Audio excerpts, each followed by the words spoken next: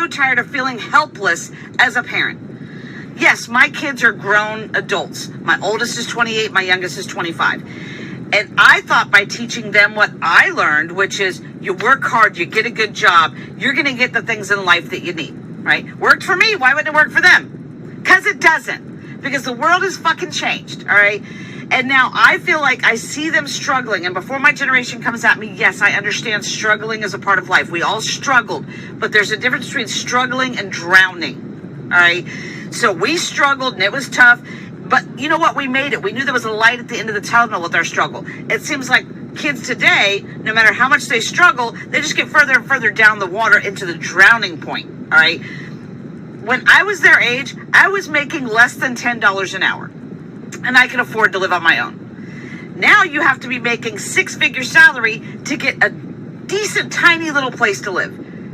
So what the fuck is going on, and how do we help them as parents?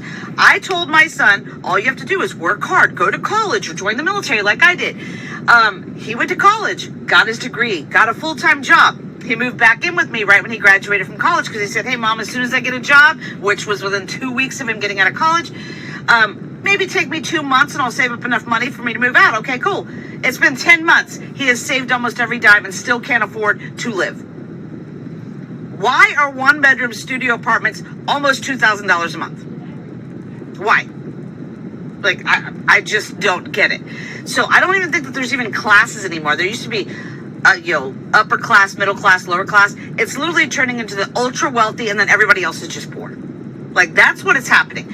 And then I told him, hey, when you turn 25, at least your car insurance will go down. Hell no, he turned 25 and his car insurance went up $150. I tell him, if you need health insurance, get a good job. He has health insurance. He has had a medical emergency this week. Had to go to emergency room twice. He had to go to the emergency room because he couldn't get anybody to see him with the health insurance that he had. Right? So he had to go to an emergency room. Now he's out money for that too. It seems like you can never get ahead. And then my daughter, I told her all you have to do because she wanted to buy her own house. My daughter worked 6 days a week, 12 hours a day to save up enough for this down payment. Finally got this house. She's paying double what I'm paying for my mortgage, but her loan was the same amount. And then her mortgage company, after she's already moved in, said, oh, by the way, we forgot to tell you that you need this type of coverage, which we forgot in the beginning. That's an extra $200 you'd be paying a month. And all they see when they come home is they watch social media, kids their age, on lavish vacations with all this money and nothing to do, all these social media influencers, because we value those types of things over hard workers. We will pay them $10,000, but you work 40 hours a week, you can't afford it. Hi, I'm gonna do some. All right, so there's a lot to unpack there. She said a mouthful. I wonder where her son went to college for.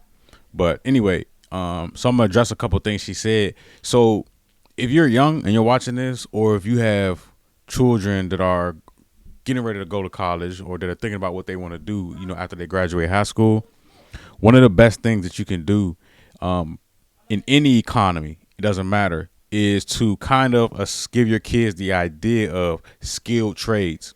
So right now, in any economy, and especially in this economy, skilled trades, people that have skilled trades are winning right now. So for example, electricians, plumbers, mechanics are winning right now.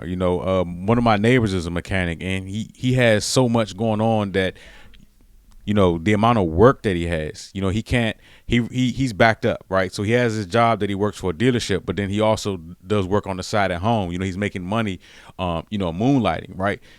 He's doing a lot better than ends meeting. He's really making good money right now.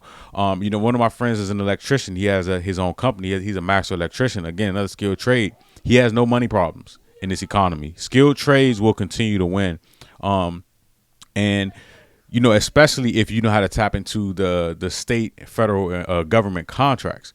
So like if you have a young child, they're in, getting ready to graduate high school, or if you're somebody young that's watching this, think about a skilled trade. If you're going to the military, think about, getting a skilled trade while you're in there, because those people aren't having trouble in this economy right now. Skilled trades will always be in demand. People will always need their cars fixed. People will always need, a a light fixed in the house or a light switch or whatever. You know, there will always be a backed up toilet. These are things that are unavoidable that, you know, that are part of this economy. He mentioned her daughter purchasing a home.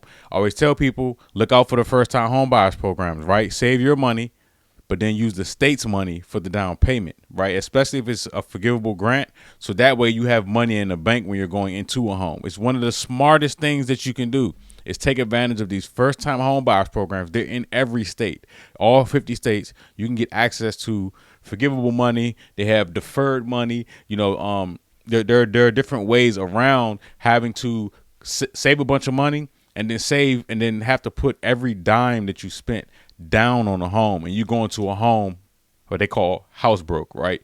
You don't have to do that. They have down payment assistance, like I said, forgivable money, deferred money. There are a lot of options out there, but it all starts with being educated on these options. If you're somebody out there that's saving to purchase a home, you may want to hop on Google and start looking up first-time home buyers assistance programs. They even have some for people that are second-time home buyers.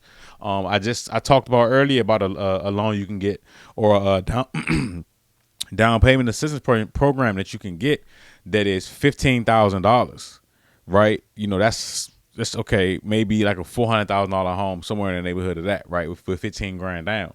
So that's just one solution. You know, you got to be strategic out here in this economy going forward. You know, skilled trades and understanding the ins and outs of the system so you can take advantage of it and not be left behind.